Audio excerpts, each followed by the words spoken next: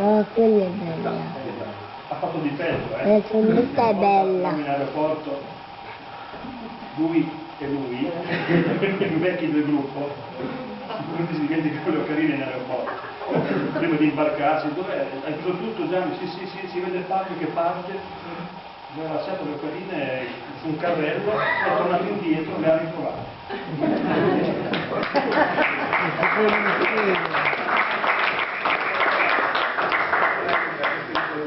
Gianni invece si è dimenticato le ocarine a un concerto.